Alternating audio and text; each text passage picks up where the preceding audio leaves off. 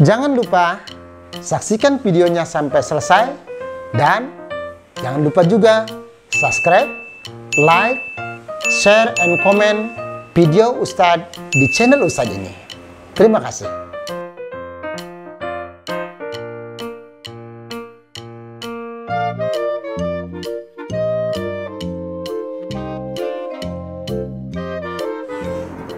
Assalamualaikum warahmatullahi wabarakatuh.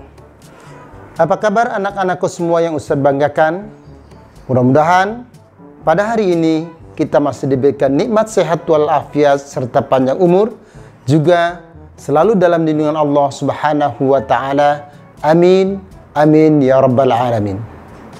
Anak-anakku sekalian yang Ustadz banggakan, pada kesempatan kali ini masih dengan Ustadz Nasruddin akan membahas materi-materi pembelajaran yang ada di kelas 5. Materi kita pada kesempatan kali ini adalah mengenai denah dan bidang koordinat. Namun, sebelum kita memulai pembelajaran kita kali ini, alangkah baiknya kita lakukan doa dengan membaca basmalah. Bismillahirrahmanirrahim. Terima kasih. Anak-anakku sekalian yang Ustadz banggakan, pada kesempatan kali ini kita akan membahas materi pembelajaran kita, denah dan bidang koordinat. Bagaimana proses pembelajarannya? Mari kita mulai bersama-sama. Pembelajaran yang pertama adalah mengenai denah. Denah atau peta adalah gambaran yang menunjukkan suatu keadaan atau suatu tempat, suatu wilayah. Seperti yang akan kita tunjukkan sebagai berikut. Contoh misalnya denah sebuah kompleks perumahan. Misalnya di sini denahnya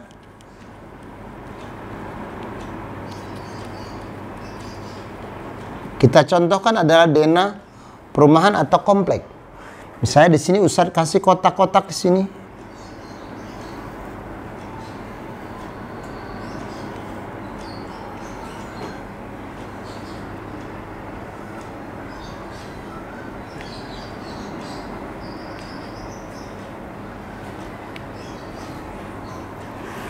Kita akan tuliskan di bagian bawah, kita akan tuliskan huruf abjad. A, B, C, D. Dan di bagian samping kiri, kita tuliskan angka 1, 2, 3, 4, dan seterusnya. Di sini dalam denah, itu dalam bidang koordinat atau bidang denah, ini mengenal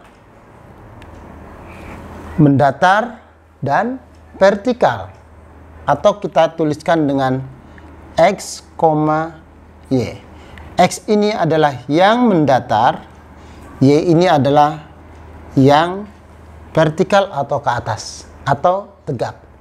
Ini adalah garis lurus, ini adalah garis tegak. Kita contohkan misalnya di sini rumah Adi di sini. Kemudian di sini misalnya rumah Budi. Di sini misalnya rumah Cinta. Dan di sini misalnya rumah Danu. Jika ada pertanyaan bagaimana letak rumah mereka masing-masing, maka kita bisa tulis rumah Adi letaknya adalah di titik di sini.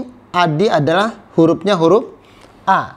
Dan di angkanya di nomor 2. Maka Adi letaknya adalah koordinat A, 2. Rumah Budi adalah pada titik ordinat atau titik koordinat 3. Di sini 3 angkanya, yang mendatarnya B, maka ditulisnya bukan 3, B, tapi B, 3.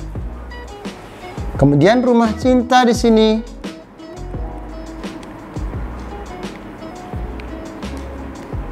adalah pada titik, iya benar, C,1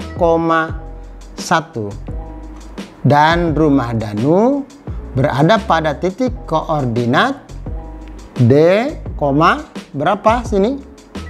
4. Itulah denah yang disebut denah atau peta atau gambaran yang menunjukkan suatu tempat. Itu adalah denah. Sampai di sini bisa dipahami mengenai materi tentang denah?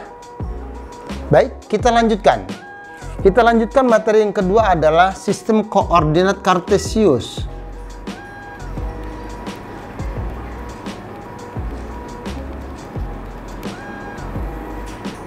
Atau dalam bentuk bidang koordinat. Bidang koordinat yang kita pelajari adalah koordinat kartesius. Apa itu koordinat kartesius? Yaitu bidang koordinat yang mengenal hanya sumbu X dan Y. Di sini sumbu X dan Y. Ya, dimana nanti kalau kita tuliskan maka dia X, Y. Seperti ini. Ya. Jadi kita gambarkan sumbunya adalah sumbu X dan Y. Di mana sumbu X itu? Sumbu X adalah sumbu yang mendatar, sedangkan sumbu Y adalah sumbu yang vertikal atau tegak. Kalau kita tuliskan di sini, bentuknya seperti ini. 1, 2, 3, 4, dan seterusnya. Kalau dia di sini positif, maka ke sini ke kiri adalah negatif, -1, -2, -3, dan seterusnya. Maka ini disebutnya adalah sumbu X. Sumbu Y di sini ini 1, 2, 3, dan seterusnya. Ini adalah sumbu Y. Maka ke bawah kebalikannya negatif, -1, -2, -3, dan seterusnya. Maka ini boleh kita tulis -Y, ini -X. Sampai di sini?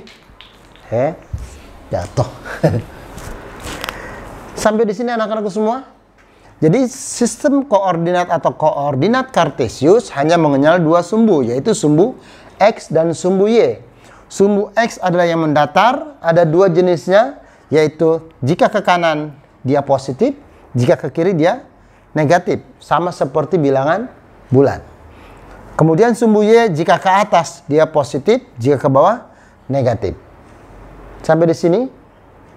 Baik, kita pelajari selanjutnya bagaimana cara menentukan suatu letak bilangan yang memerlukan koordinat atau bidang koordinat. Misalnya di sini, Ustadz tulisan kembali.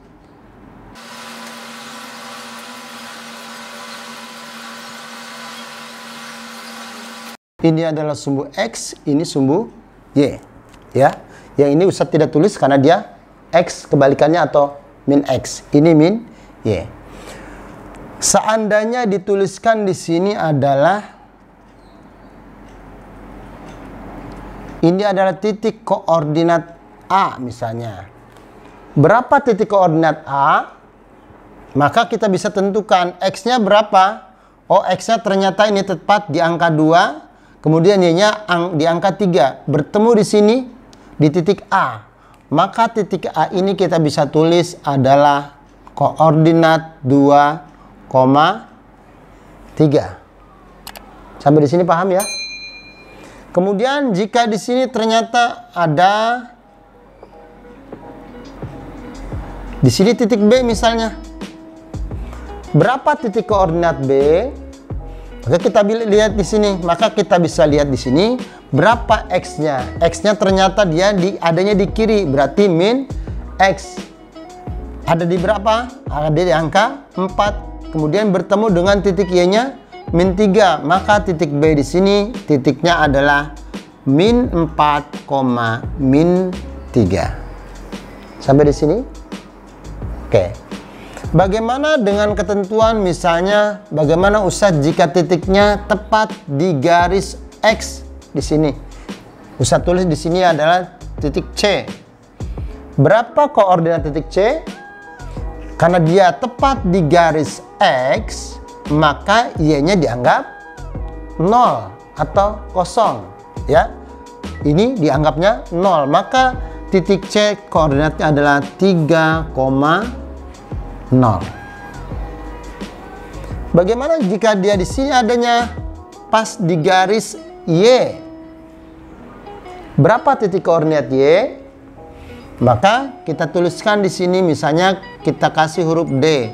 Maka titik koordinat D adalah, karena dia tepat di garis Y, maka X-nya dianggap 0. Maka ditulisnya 0,-2.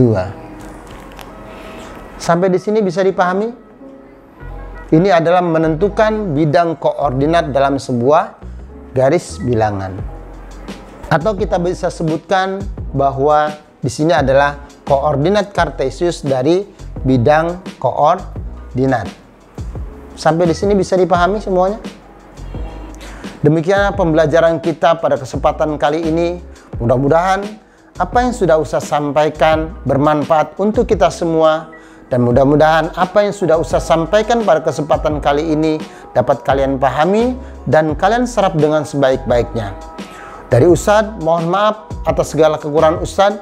Terima kasih atas segala perhatiannya. Dan mohon maaf atas segala kekurangan Ustaz. Sampai jumpa pada pertemuan selanjutnya dengan materi yang berbeda. Ustaz akhiri. Wassalamualaikum warahmatullahi wabarakatuh.